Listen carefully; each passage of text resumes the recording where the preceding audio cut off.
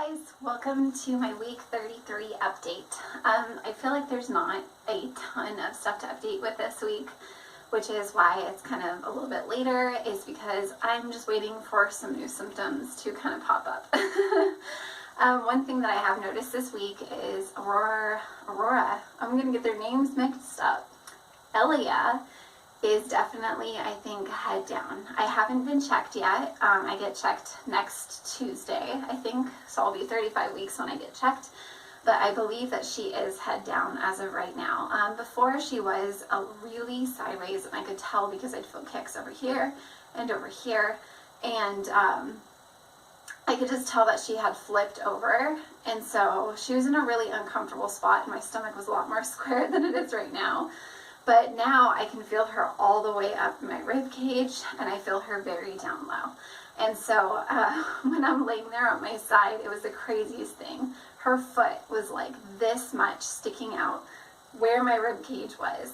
So her foot must have been right under my rib cage and eventually just moved right on up to my rib cage and was kicking away. And as I'm feeling her right now, I can feel that her feet are right here and she is moving them. I don't know if you can see it in the video, but yep, there she goes.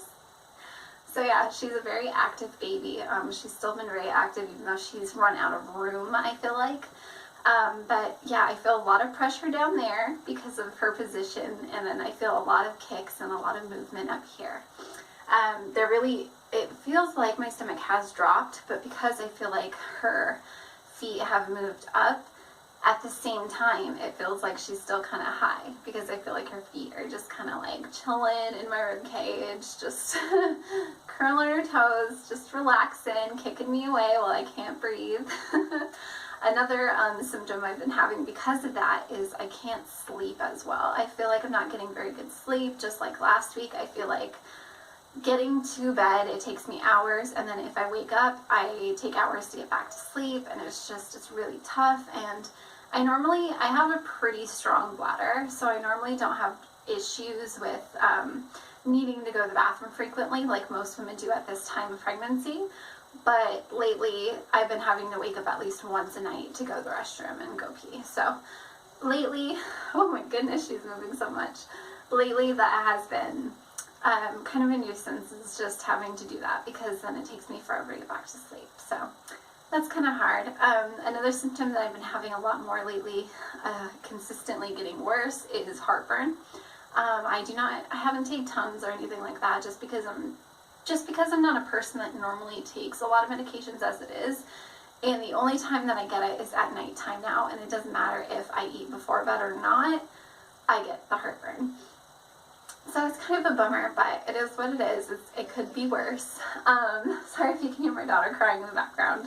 She really wants to go outside, so hopefully Daddy will take her outside to go for a walk because I haven't been able to do that lately. That's another thing. I feel like being active and being a mother of a 1-year-old, almost 2-year-old, is or 1.5-year-old, whatever. It's very exhausting because with the last pregnancy I got to rest so much, and with this pregnancy I am constantly lifting her, which that's a 20-pound weight that I'm lifting all the time, constantly squatting down, constantly trying to keep the house clean and stuff like that. So I feel like I'm so much more active in this pregnancy than I was in the last pregnancy, which is why I feel like I'm progressing a lot more with this pregnancy than the last, but we shall see.